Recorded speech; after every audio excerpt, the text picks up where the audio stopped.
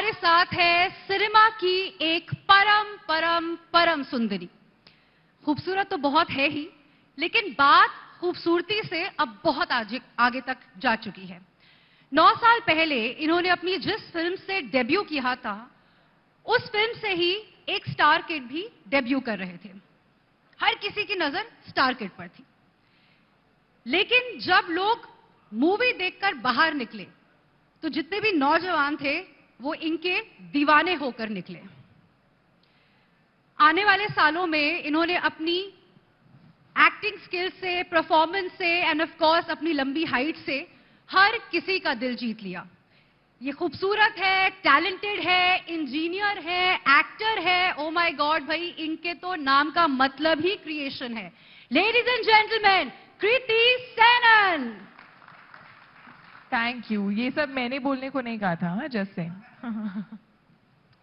सुकृति, हीरोपंती से शहजादा, 9 साल का आपका जो सफर है, अगर आप उसको कुछ शब्दों में डिस्क्राइब कर सके।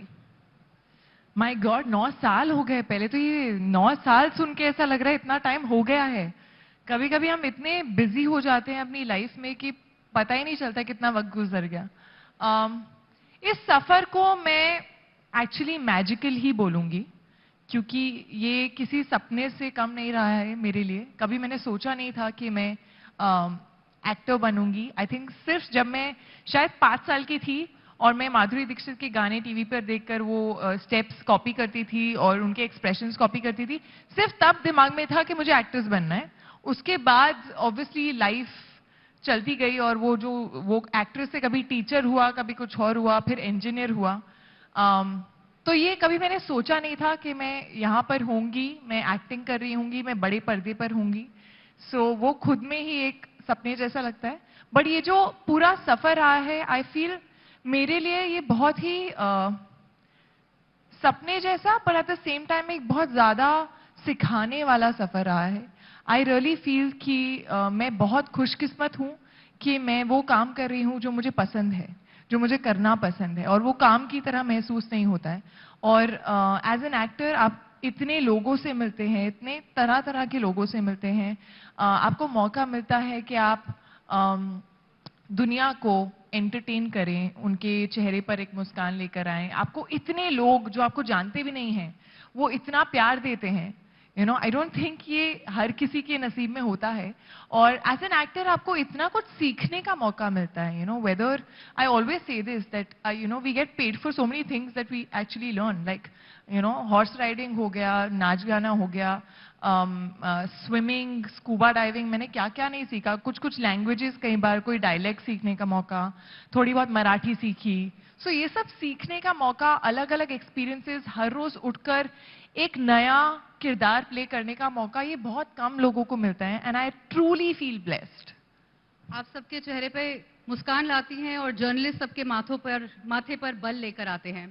बट आई थिंक ये जो मूवी थी, मैं माधुरी दीक्षित बनना चाहती हूँ, उसमें आपको होना चाहिए था, नहीं? लेकिन मैंने वो मिमी में कर लिया, जो वो पोस्टर्स, फिल्मी पोस्टर्स लगाकर और वो फिल्मी एक्टर की तरह बातें करना, वो सब मैंने उसमें कर लिया, क्योंकि मिमी का सपना भी वैसा ही था। तो माधुरी दीक्षित का आप कह रहे थे कि मैं एक्सप्रेशंस वगैरह भी काफी कॉपी करती थी। कौन सा सबसे फेवरेट एक्सप्रेशन है आपका माधुरी दीक्षित का? मैंने हम आपके कौन पता नहीं कितनी बार देखी है।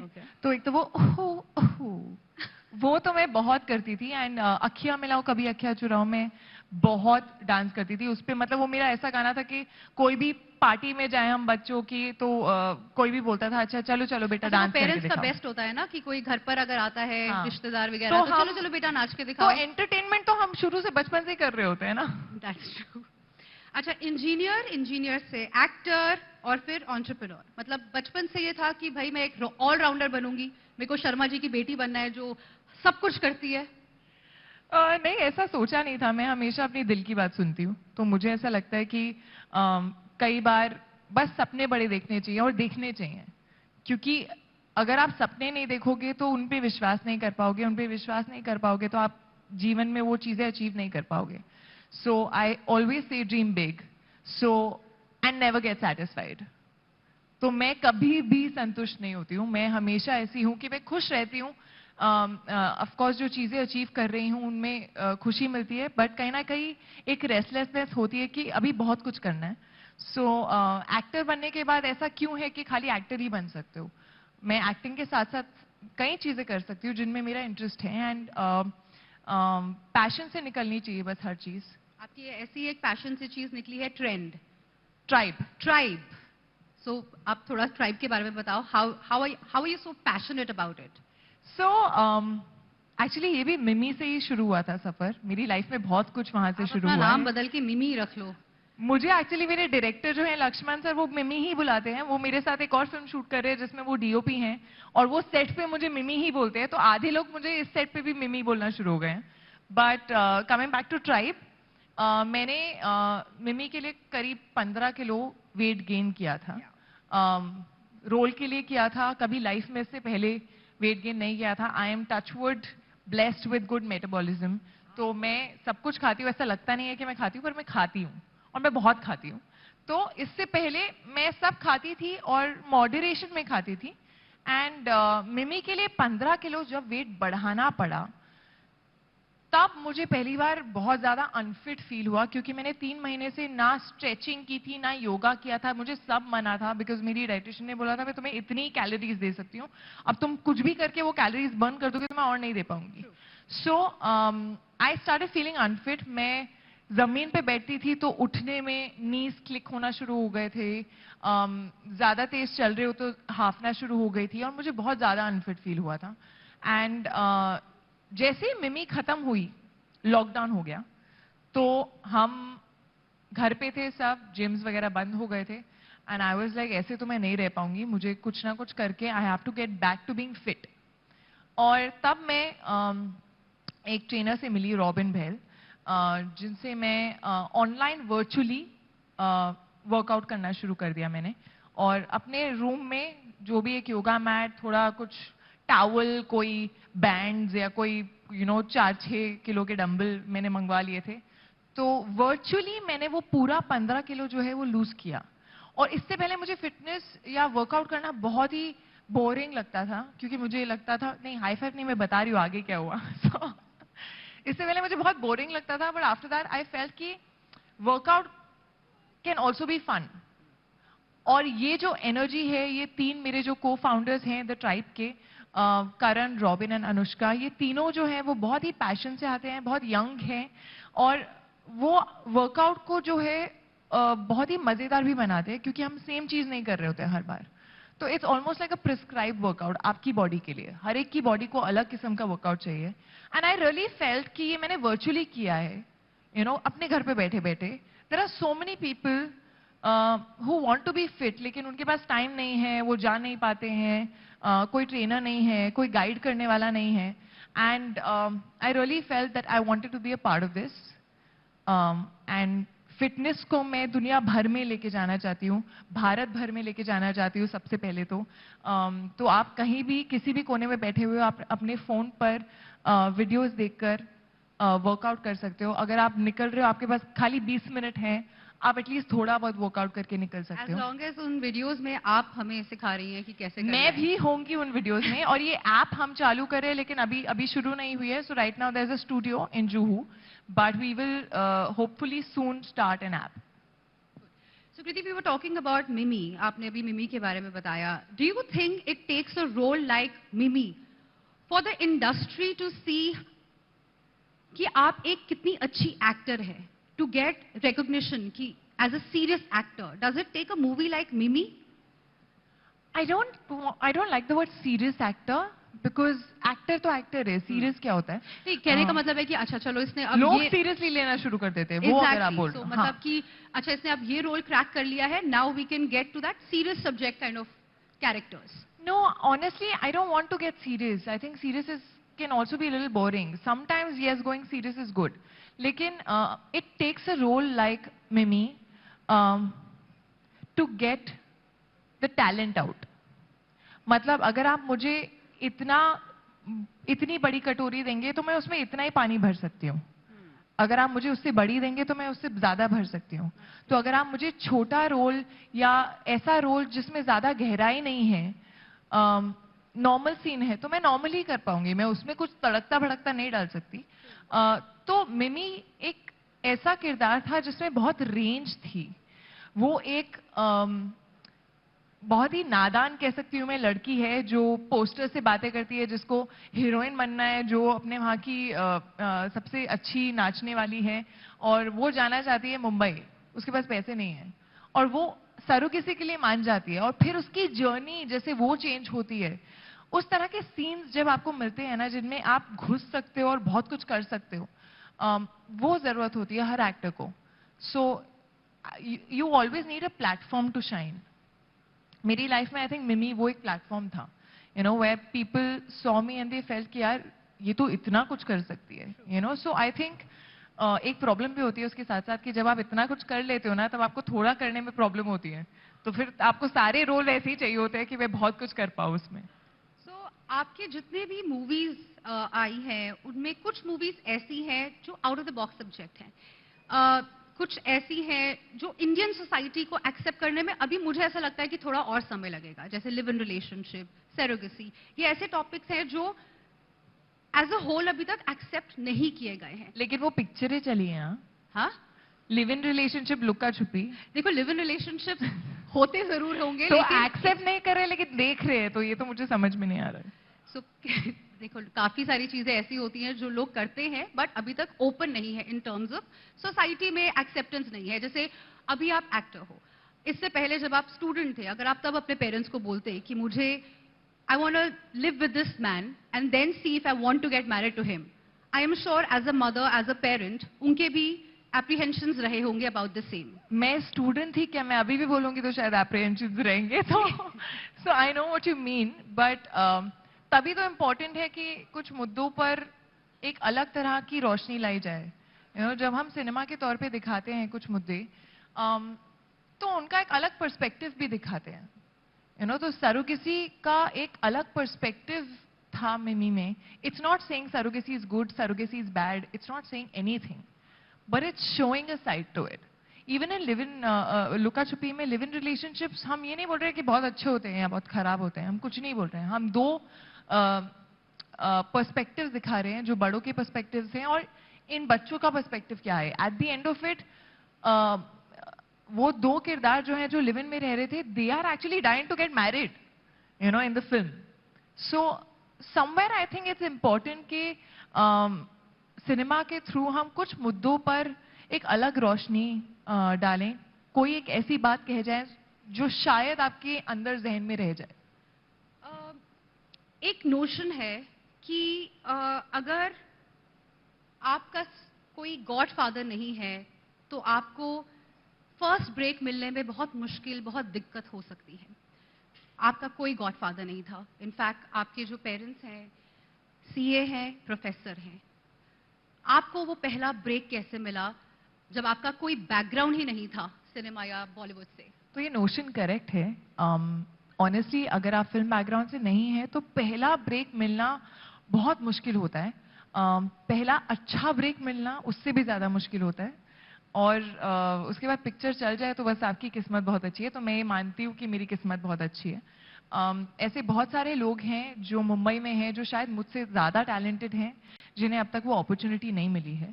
So I do feel blessed. I think it's always a combination of talent, hard work and luck. You know, it's always there. I do also believe that the harder you work, the luckier you get. So I do also believe that. तो मेरी पहली film, मैं actually बहुत lost थी उस time पर जब मेरी पहली फिल्म मुझे मिली। उससे पहले मैं कोई एक और फिल्म साइन करने वाली थी, एक बड़े स्टूडियो के साथ 3 फिल्म डील होने वाली थी और सडनली वो नहीं हुई। तो आपके पास इतने सारे ऑफर्स थे? आई थिंक कहीं ना कहीं मैं अब सोचती हूँ शायद अच्छा है कि वो नहीं हुई, क्योंकि ऑफर्स होना is not the only thing. अच्छे ऑफर्स होना या ऐसे ऑफर होना जो आपको लगे कि यार ये डेब्यू हो सकता है मेरा। मुझे हमेशा लगता है आपकी डेब्यू फिल्म जो है वो बहुत इंपॉर्टेंट होती है, आपके करियर का ग्राफ जो है वो सेट करती है। एंड मैं कई महीनों से भी ऐसे गुजरी हूं। मैंने इतना स्ट्रगल नहीं किया जितना बहुत लोगों ने किया होगा, बट इंजीनियरिंग के बाद यहाँ आकर मैं कई ऐसे महीनों से गुजरी हूँ जब ऑडिशंस ही नहीं हो रहे थे, या ऑडिशंस होते थे रिजेक्ट हो जाती थी, या फिर नई लड़की ढूंढ रहे होते थे और फिर सडनली कोई एस्टैब्लिश एक्टर कर रहा होता था वो फिल्म. सो ऐसे बहुत मौके हुए जहाँ पहुंचते पहुंचते रह गया और मैं बहुत मायूस भी हो गई थी. और एक फिल्म होने वाली थी, ऑलमोस्ट अनाउंस होने वाली थी, एंड सडनली वो पूरी डील ही चली गई. तो फिर सडनली मुझे एक साउथ फिल्म का ऑफर आया. ऑफर क्या, उन्होंने बोला हैदराबाद आइए और आप ऑडिशन कीजिए. और मैंने उस फिल्म के लिए ऑडिशन किया और महेश बाबू के साथ वो फिल्म थी. And I got, after series of auditions I got selected.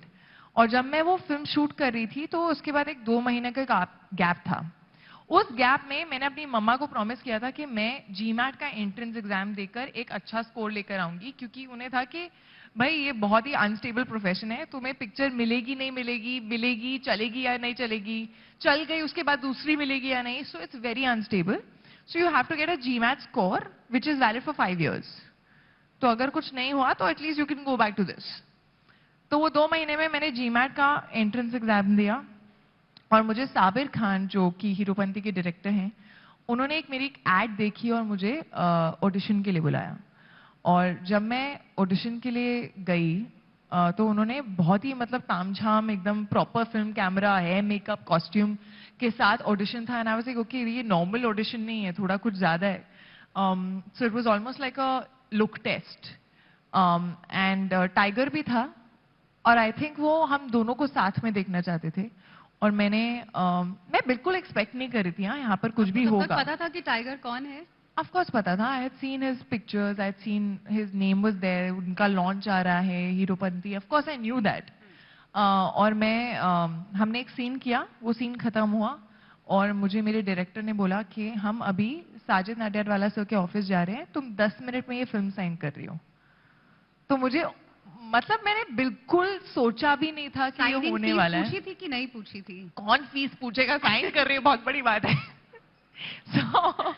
सो आप फीस मतलब I was like okay, I am getting my debut, like are you serious. मैं 10 बार उनसे बीच में क्वेश्चन किया, मैं अपने पेरेंट्स को बता दूं, बोलूं या नहीं बोलूं. And I just called my parents and I said मैं ये फिल्म साइन कर रही हूँ. And they were also very lost कि ये क्या, कौन सी फिल्म है. एंड या बट यू नो समटाइम्स जब होना होता है तो एकदम चुटकी में होता है. कई बार आप बहुत जगह पे मायूस हो रहे होते हो कि ये क्यों नहीं हुआ. लेकिन I always believe that everything happens for a reason and everything happens for good. So जो नहीं हुआ वो भी अच्छे के लिए नहीं हुआ. तो कृति तब तो नहीं पूछी साइनिंग फीस, अब तो मूवी साइन करने से पहले आप पूछ लेते हो ना? Of course. मतलब अभी थोड़ा वक्त और है. अच्छा, हम गॉडफादर की बात कर रहे थे और इनफैक्ट अभी आपने बोला कि कुछ ऐसे ऑडिशंस थे जो आपने दिए लेकिन आपको मिले नहीं.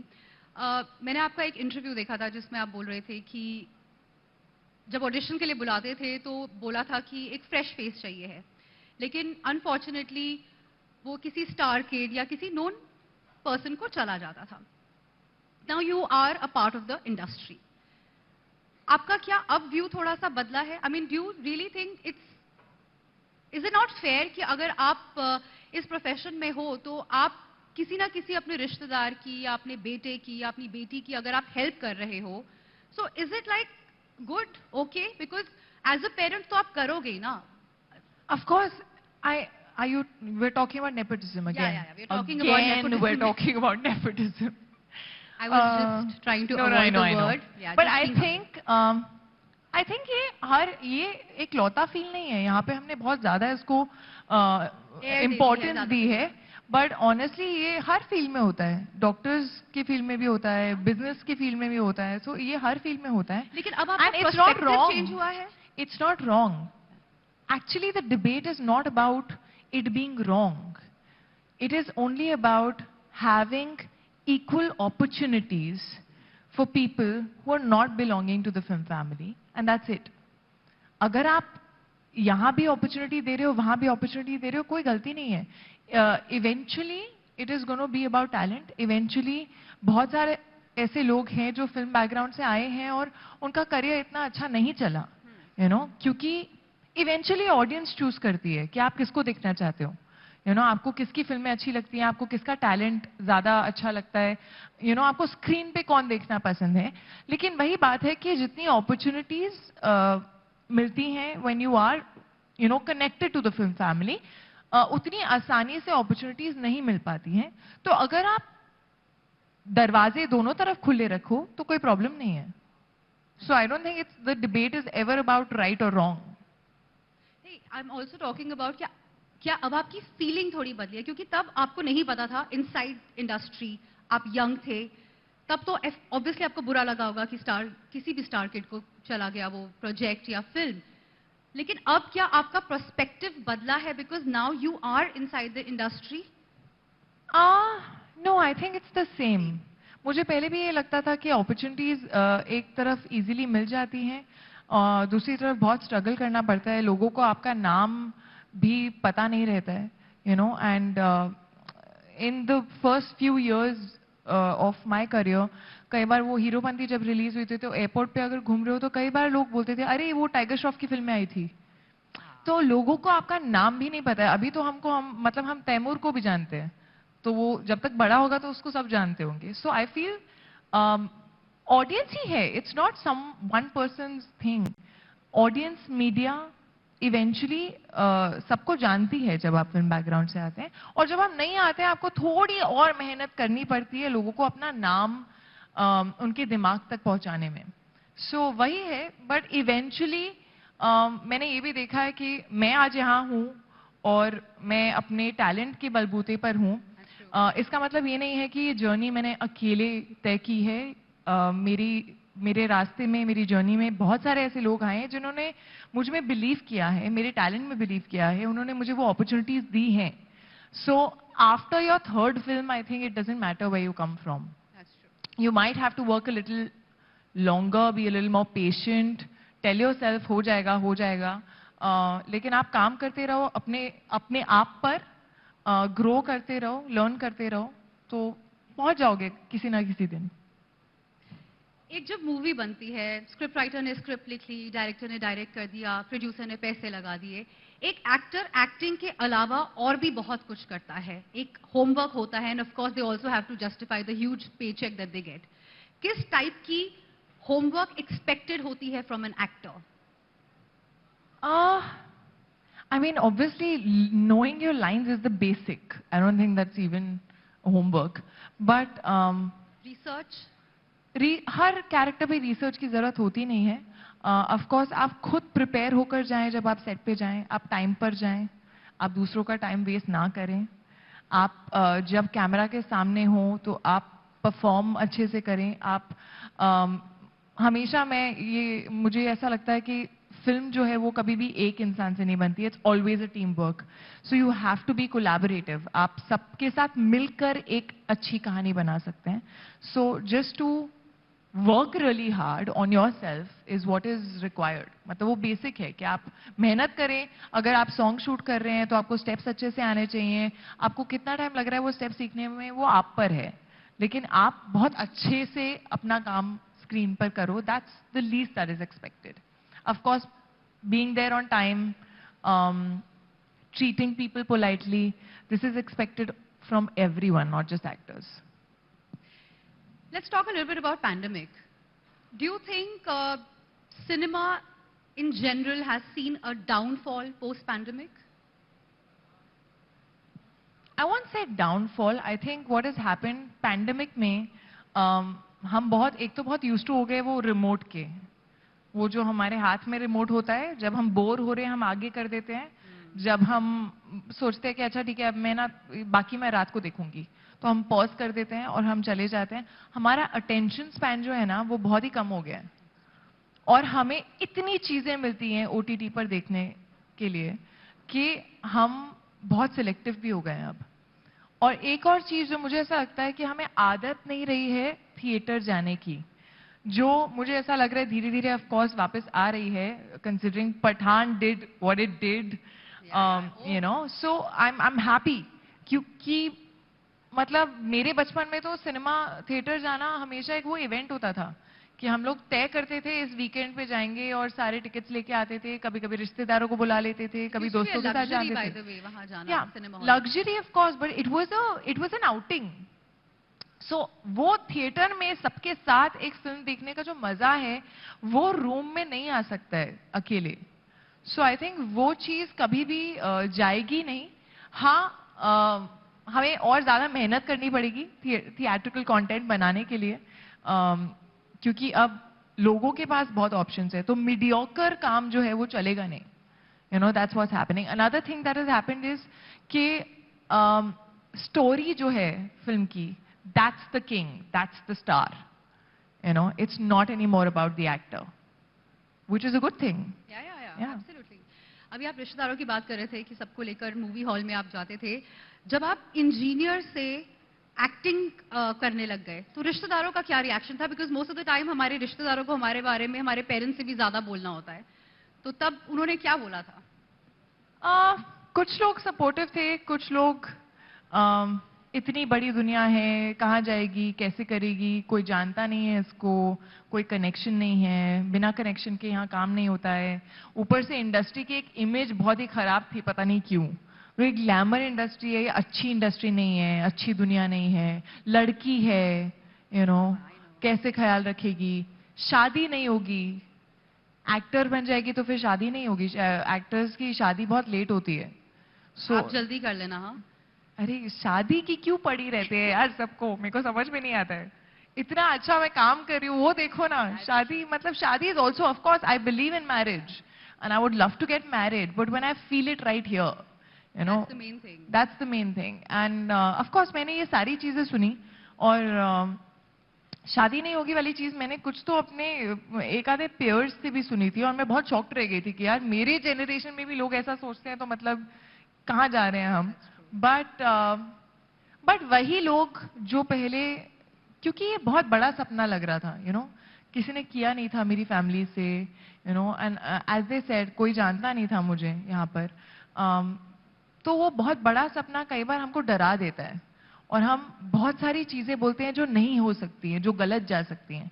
लेकिन आपको बहुत कम ऐसे लोग हैं जो बताएंगे कि यार हो भी सकता है, पॉसिबल है. So that's also you have to tell yourself कि it's possible and I can do it. Very nice. I just have like few most Googled questions about Kriti. They're going to be small and very quick.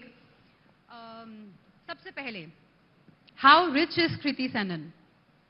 How rich? ये लोगों ने पूछा हुआ है. How rich am I?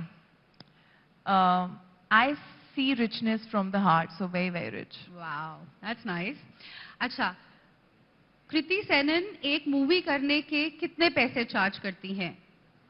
ये आपको क्यों जानना है? कृति सेनन का निकनेम क्या है? मेरा कोई निकनेम नहीं है. मुझे कुछ मेरे टीम के लोग, मिमी तो खाली मुझे लक्ष्मण सर बुलाते हैं एक्चुअली, बट मेरे टीम के लोग मुझे कृत्सु बोलते हैं कई बार. मेरा बचपन में मुझे जब मेरा नामकरण नहीं हुआ था तो मुझे गुच्ची बोलते थे. गुच्ची नहीं, गुच्ची. Gucci Gucci. तो वो अब कोई नहीं बोलता है वो. कृति सेनन का फोन नंबर क्या है? 100. अच्छा, ज्यादा गोरा कौन है, टाइगर या कृति? टाइगर. सीरियसली, मैं झूठ नहीं बोल रही हूँ, वो सच में ज्यादा गोरा है. वो अच्छा. बहुत गोरा है, वो बहुत खुद को टैन करता है मेकअप के साथ. तो आपको भी कॉम्प्लेक्स हो गया होगा? बिल्कुल भी नहीं है, ऐसा क्यों, जरूरी नहीं है. I like my colour.